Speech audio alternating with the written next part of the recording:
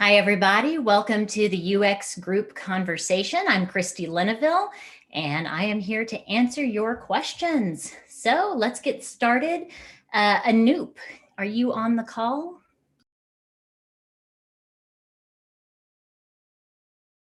Not yet. So let me just go ahead and vocalize this one. Anoop says, I learn how customers use our product by going over the UX showcases. Love the synthesis by Pedro on making the MR widget lovable and other UX showcases. Thank you, Kai, for helping create room and prioritizing this. I look forward to the improvements. Me too. I was really excited about this one. So for Anoop, when you maybe watch this back, I wanted to say I love that as a product leader, you take the time to watch the UX showcases. That speaks a lot to the importance that you put on the quality of our product. I learn more from the UX showcases than I do from almost anything else in my job. I too was thrilled to see Pedro talking about how he and Kai collaborated to, in parallel, have debt and bug fixes get addressed while also giving Pedro the space to take a deeper look at the MR widget, which is absolutely critical to our product experience, and push both things forward at the same time. That was amazing. Truly great collaboration between them. All right, Nicole. So for slide 11, you indicated the different patterns were going to get updated on the buttons. And I believe that also is going to help with our accessibility, which as somebody who has to currently use high contrast, if you can't tell by it looks like I'm sitting in the sun, and super bright monitors, I'm super excited about that. Awesome. Yeah, thank you for bringing that up. Yeah, Jarek, I was going to turn it over to you. Yeah, I was just going to say, thanks for putting this in, Nicole. And yes, there was a concern over distinguishing between red and orange buttons because we were using orange buttons for warning users. And so there was just a number of benefits to simplifying our button variants, and this was definitely one of them. All right, Sid. Yeah, there was a great call out that we identified the 6 things that were the top things that negatively influence usability. I scanned it. I couldn't quickly find the list or something. So I'd appreciate any more context, and great that we're focusing on that. Yeah, I'm super excited about this too. This was one of our OKRs during Q4, was to uncover these themes so that we can go in and feel confident that we're focused on the right stuff. I'm going to turn this over to Adam, but also I'll say we've got an OKR during Q1 where we'll focus on 2 of those themes, which are system performance and UI polish, and wheels are already in motion. I'm super excited about both. But Adam, can you remind us what the other 4 themes are? Yeah, certainly. The other 4 themes are, there's a larger theme around general usability. Within these themes, we actually identified sub-themes also, because there's just so many items / issues that we've looked through across 10 data sources. So we had about 800 individual data points that we sub-themed them into. So under general usability, there's things like making things easier in general, reducing confusion, things like that. Another theme is search. That kept coming up a lot across our data sources, including, of course, the sus verbatim. Another one all by itself is around. Are you looking at something where these are listed? If so, could you share your screen? Or sure, I can share my screen if you want. Yeah.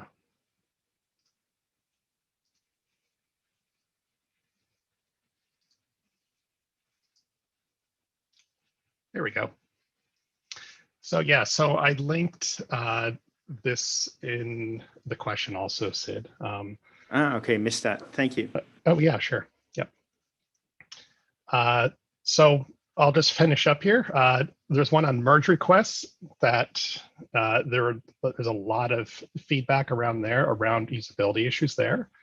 And the last one is around navigation and discoverability, with several sub-themes in there as well. Cool. So as Chrissy Thanks. pointed out, in this quarter, we're focusing on those first two, UI polish and system performance.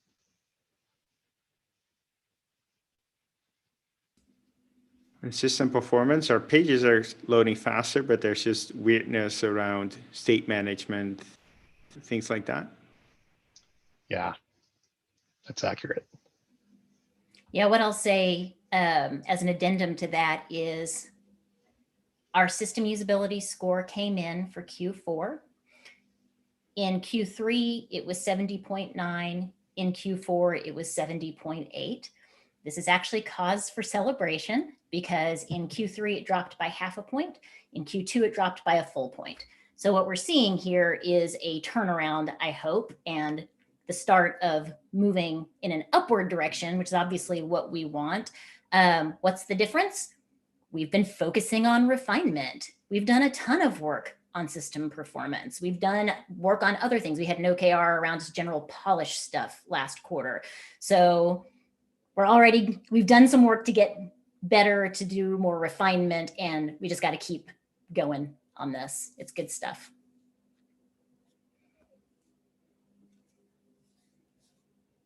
All right, who else?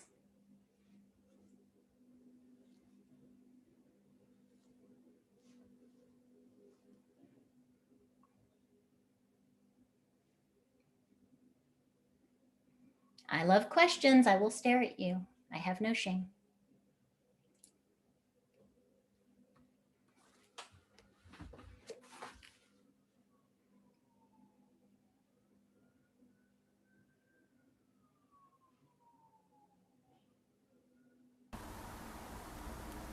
I'll ask a question. Sorry, I was not prepared to ask one, but I know recently I've been thinking kind of about how you like to think about how we design for different audiences and make experiences consistent across the stages and things like that. I know we have a lot of KRs related to that have been going on and probably coming up. If you have any thoughts on what you think are best practices for keeping us out of silos and things like that.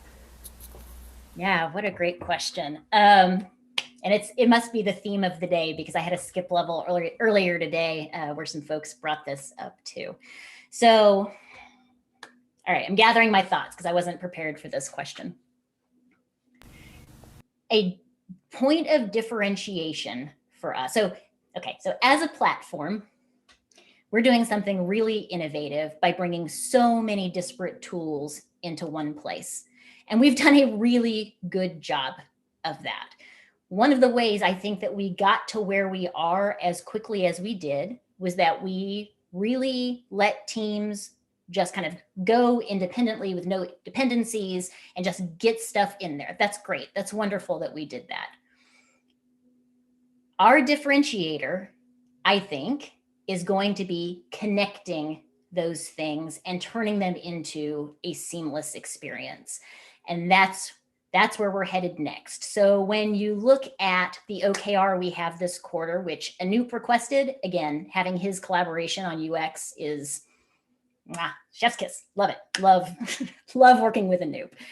It is on doing cross-stage research to really understand the beginnings of where are those points where we need to be connecting things in more refined ways and figuring out then how we can work together to make that happen.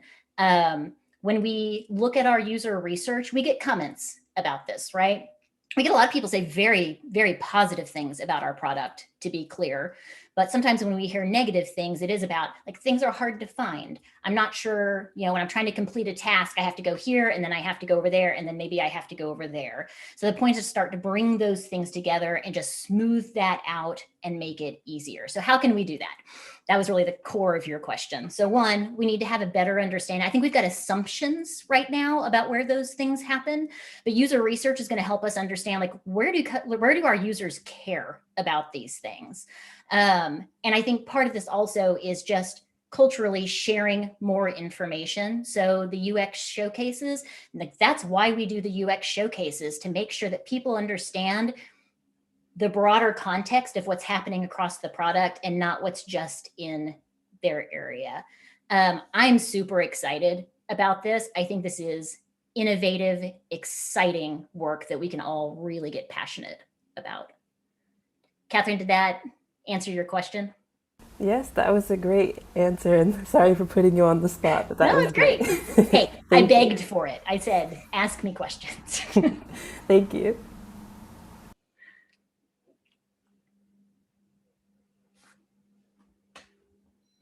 Hey, I was writing the question and I didn't get to write it all.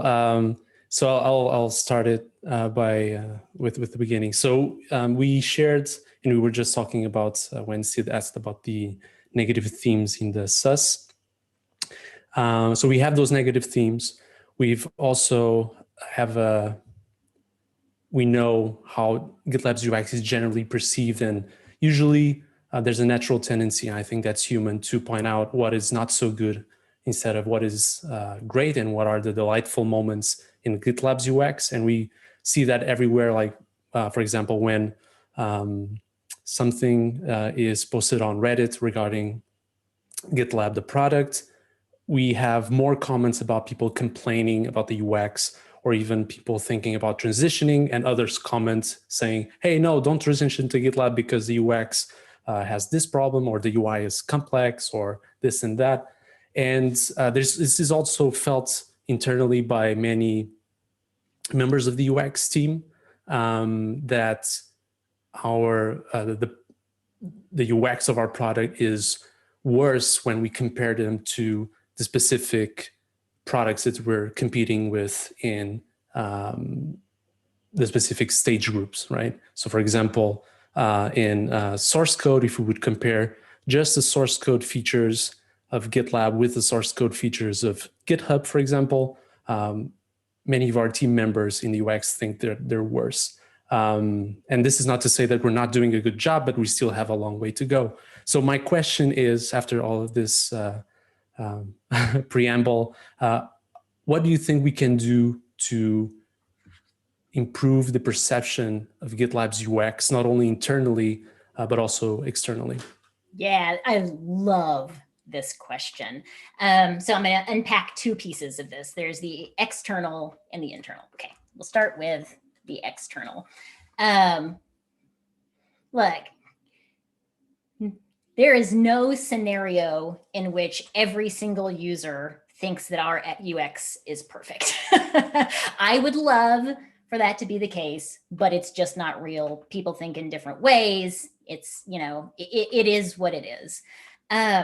That being said, Pedro, you brought up a really good point, which is people don't verbalize generally when they're happy. They verbalize when they have something to complain about. So we get exposure to that on a really regular basis. But when I look at the verbatims coming in on things like SUS and NPS, and I'll talk about SUS specifically because I just read through the Q4 verbatims yesterday. I want to say, and Catherine can correct me if this is wrong, there were approximately 100 verbatims.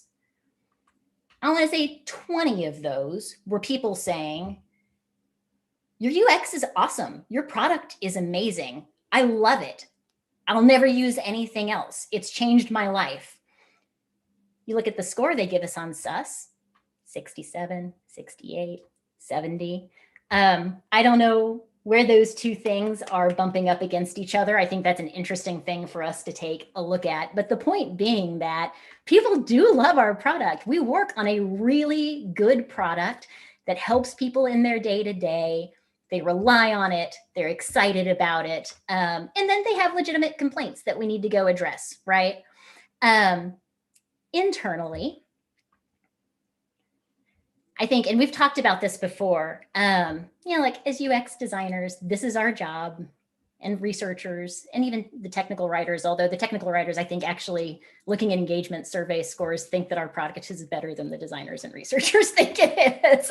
And that's because the designers and researchers, that's your job, is to look and to look for the negative things. That's good. I don't want you to change that. That's important. That's what we should be doing. But it's also important to take a step back every once in a while and go, yeah, but in the greater scheme of things, this is a great product. And so that's why I committed to all of you that I would do a better job of, when I see these types of really positive comments from users and customers, I will surface them to you to remind you that, hey, you're working on a product that makes a difference in the world and that you should feel really proud of. That is also part of the reason why in the future, we're going to do more competitive analysis work. So one of our OKRs this quarter is the leaders are setting up a framework for the designers to be able to do that with the appropriate scope and to do it effectively. But I don't think that we get enough exposure to other products that are in, like, they're competitors with our individual stage groups. And I think as we start to look at those products in more depth, two things are going to happen. So one is we're going to see some really cool ideas and we're going to go, oh, we're not doing that. Maybe we should be. On the other hand, we're going to see some things where we go, oh, we do that better. We're doing a really good job. So I think the TLDR of this for me is we've got a great product. We've got a strong foundation. We have a culture of people who are always deeply looking at how to make it better. And that's awesome. But we have to remind ourselves to take a step back sometimes and go, yeah, like, we do a good job. Yeah. Thank you so much, Chrissy. And it's, as you said, it's difficult to unpack all of that, and there are many things at play. I think the general sense is usually, and I'll speak for myself because, as you also said, we're paid to spot like what is wrong and how we can improve it, right? We have a very clinical and critical eye to our product, but I think it's easy for people to become more pessimistic when they're in this mode all the time. And of course, if we are always bragging about how great our UX is, it would probably have the opposite effect. And we think, oh, maybe we don't need to work so hard because everyone feels it's great. But I think, as you said, like some positive reinforcement here and there, I think it's good. And also just as a catalyst, as a way to motivate the wider community to also feel different and perceive our UX differently. And I want to, like the great example is certain designers in the team have started sharing what they're doing more on social media, for example, and trying to get more attention. And people are getting really, really excited about seeing the works in progress, the alphas, all of those napkin sketches and things like that. So I wish we continue to do that more because we need to turn the tide, basically. Yeah, I agree. And by the way, I read every one of those blog posts and I love them and get so excited when I see them. I'm putting one together right now that's going to highlight, when you look at the slides and the interesting things we're working on, part of the group conversation deck. It's going to put those into a public blog post to make them more visible. So yeah, I think the more things like that we can do, the better. Okay, I think Sid is up next. Yeah, it feels like I'm responding. Much of this was independent. I saw the competitive analysis by Pedro, which I thought was really well done. It's like 10 seconds and you kind of have a good idea of how you compare. I thought that was really cool. Thanks for that. I think it's great if we compare ourselves. There's so many point solutions which have a lot of experience with them, and we can kind of learn from that. Why is that point solution working like that, and what can we learn? So really cool. And then Chrissy, when you said, look, we have people who really love the product, who love how it works, and they still give us a low score, I was thinking of our kind of design halo. Are we known for good design practices? And I think sometimes we are a bit held back by our history. I think some of our main competitor is known for good design, and frankly, if I look at it, it's because I'm used to it that it looks okay, but I could find a lot of flaws with it. So I think we're self-critical here, and that's great. We shouldn't lose that. But I think we can be more positive, kind of on the blog and in social. And we should still be critical in the public issues in which we work and which we actually try to make a change. But I think it might change perception of those users giving a score, that they not think about GitLab, the crappy open source product that we were 5 years ago, but that they think of, well, GitLab's full of great designers and I follow them on Dribble and all the other goodness, all the Insta fame that we might generate. And we might be able to change the design score also just by perception, because sometimes perception influences reality a little bit. I think that's a great point. I will say, when we look at the results coming in from SUS and NPS, we don't just look at the negative themes, we look at the positive themes too. And UX is one of those interesting things where it's in both lists. So we don't just get negative feedback about our UX, we do get a lot of really positive feedback. And this is stuff that when I think about David DeSanto and how he positions secure, he positions it in the context of, why is our secure product amazing? It's because we are focused on getting you the best possible UX along with some other things. And he does this very publicly. So I think to continue along that path is a great idea. Yeah, we got the world's best DevOps platform, the best integrated product by a stretch. It's not even close. So we're so far ahead of number 2 and 3 that we're not even seeing them in our rearview mirror. And I think we can speak a bit more with confidence about that externally without losing. I'm not afraid of UX losing the self-criticality. I think we can get out there. Thanks so much. Sam, you have the next one. Thanks for sharing the SUS score graph. I thought it was really interesting. I'm wondering, do we also have confidence intervals for those different scores? I'm curious, what is a statistically significant change versus what might just be sampling noise, especially with the 0.1 decrease? Yeah, great question. So we do use a 95% confidence interval. And with that and our sample size, the margin of error this quarter, plus or minus 1.3. So when you compare against our last quarter, there really isn't statistical significance in change. But when you look further back in that PI that I linked to, you can definitely see that over time there is statistical change in that drop there. Jeff or Catherine, do either of you want to add anything more to that around the statistics around our calculations? No, I think you're exactly right. Like a 0.1 drop, we can't know if that's a true drop or, to your point, that's noise. But yes, when you look back many quarters back, I don't know exactly how far it's dropped, but it has gone outside of the confidence interval.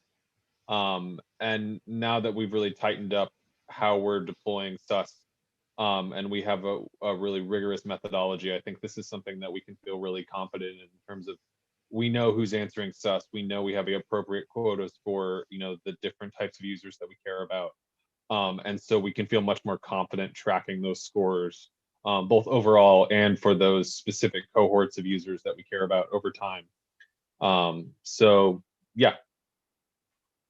Yeah, and I will also say that before we got to our awesome present day, really tightened up method, that to try to control for some of these things, we use the same sample size for, I think, about 5 quarters before like the past 2 quarters. So that margin of error was kind of staying the same each quarter as well, is what we were seeing. Yeah, thank you, UX research team, for all of your hard work on SUS. Catherine, you've been such a trooper running it and synthesizing it every quarter, and then getting Jeff and Adam's collaboration on tightening up the methodology, I think, is really, really important for us. There's no point in the future in which our confidence is going to be 100% because the trade-off for that is not worth what we would get from it. That would be a very expensive thing to do, but the confidence level that we're at right now is good. And then I think the point that we're seeing is also look at it in the context of kind of the larger trend. You know, when you see this downward trend quarter over quarter over quarter, you can look at that and you go, okay, that's something we need to address. This is a problem. And now we want to see it start going up again. So we get less wrapped around the axle when it comes to like very, very tiny changes. We're more focused on the bigger picture. Okay, we're at time. This has been a fantastic group conversation. I have loved every moment of it. Thank you all for being here and asking such amazing questions.